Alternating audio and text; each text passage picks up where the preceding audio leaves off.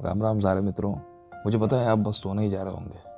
मैं भी सोने ही जा रहा था, पर तभी मुझे ख्याल आया कि यार मेरे दोस्त मेरा इंतज़ार कर रहे होंगे स्टोरी सुनाने के लिए। तो मैं हाजिर हूँ। यार महाभारत की और मार धाड़ नहीं है, महाभारत में यार काफ़ी लव स्टोरीज भरी हुई हैं। अब गंगा जी की और हस्तिनापुर के राजा की लव स्टोरीज की बात नहीं कर रहा हूँ। मैं ऐसी बात कर रहा हूँ कि दुष्यंत जी जो इनके दादाजी थे, उनको भी एक प्रेम हुआ था शकुंतला जी से। और ये स्टोरी इतनी सुधरी और साफ़ सुथरी है ना कि अगर आप सुनेंगे तो मज़ा आ जाएगा भाई। तो 2 मिनट मेरे लिए समय निकाल लो यार, थोड़ा सा वेट कर लो। स्टोरीज़ बहुत सुंदर है, बस देखते रहना। होता क्या है कि एक बार एक शकुंतला नाम की बहुत ही सुंदर युवती रहती है। वो इतनी सुंदर रहती हैं कि उनको देखकर बड़े बड़े लोग, बड़े बड़े देवता लोग भी सोचेंगे कि यार काश ये उनके साथ होती। पर ये एक मुनि होते हैं, कनवा उनका नाम होता है, उनके साथ हो रहती हैं और वो उनकी पुत्री बन के रहती हैं। उन्होंने उनको अडॉप्ट किया होता है। तो वो ऐसे ही घूम रही होती हैं जंगल में, क्योंकि वो जंगल में ही रहते थे। तो उनके पास एक हिरण हुआ करता था, जो उनका पेट एनिमल कह लीजिए, वैसा ही था। तो जब वो घूम रही होती हैं तो उसी समय एक राजा थे दुष्यंत, जो कि उस समय हस्तिनापुर के महाराज थे। वो गए होते हैं वहाँ पे जंगल में शिकार करने के लिए। जब वहाँ पे जाते हैं तो उनको हिरण दिखता है, और उस हिरण की बात ये होती है ना कि उसको देखते उन्होंने उसको तीर मार दिया। वो सीधे गया और उसको लग गया। अब वो दौड़ी दौड़ी आती हैं कि किसने उनको हिरण को मार दिया, और उसको बहुत देख कर चिंता करती हैं और बहुत ही मतलब उदास हो जाती हैं। एक मामूली से हिरण के लिए इतनी चिंता देखकर दुष्यंत सोचते हैं कि यार उनको बहुत बड़ा उन्होंने अपराध कर दिया है।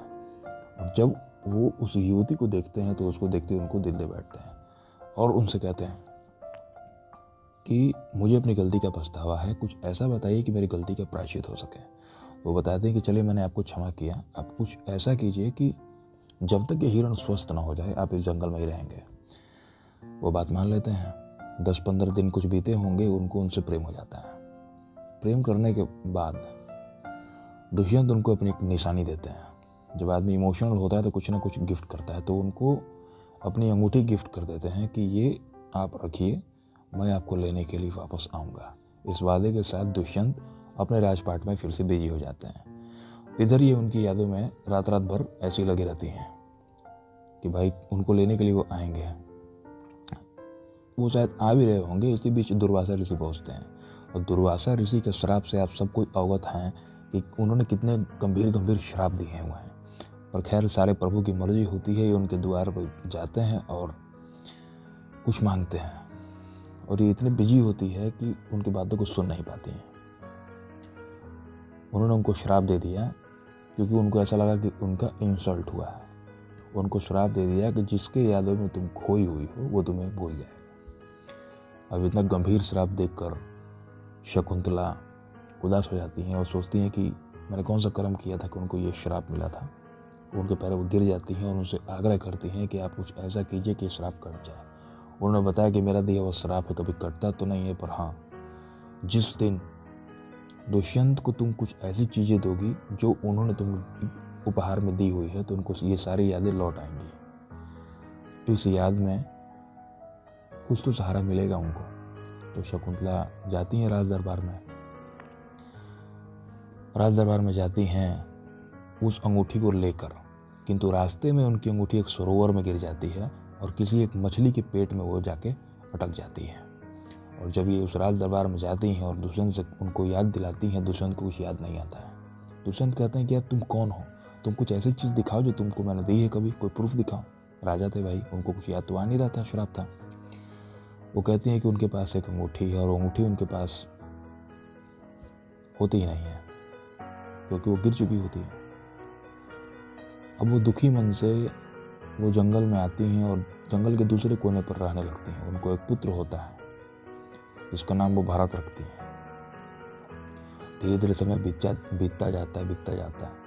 तो उस मछली के पेट में से एक मछुआरे को वो अंगूठी मिलती है, और जब उस पर देखता है कि उस पर राजा का नाम लिखा हुआ है तो उसे राजे के पास लेकर जाता है और उनको दिखाता है। जो ही अंगूठी उनके हाथों में आती है दुष्यंत जी के, उनको सारा का सारा अपना पराक्रम याद आ जाता है कि शकुंतला के पास जाना है उनको। जब वो शकुंतला के पास जाते हैं, शकुंतला तो होती नहीं है, उदासों को लौट आते हैं।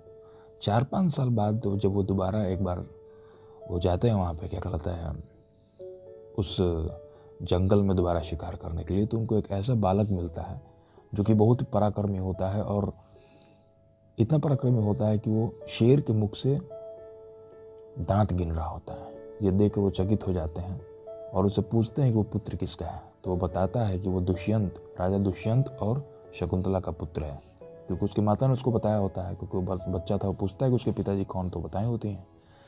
फिर वो लेकर जाता है उनको उन्हीं के पास, शकुंतला जी के पास। जब वो इन्हें देखती हैं, भाव विभोर हो जाती हैं, रोने लगती हैं। जाहिर सी बात है, एक आम इंसान यही करता है।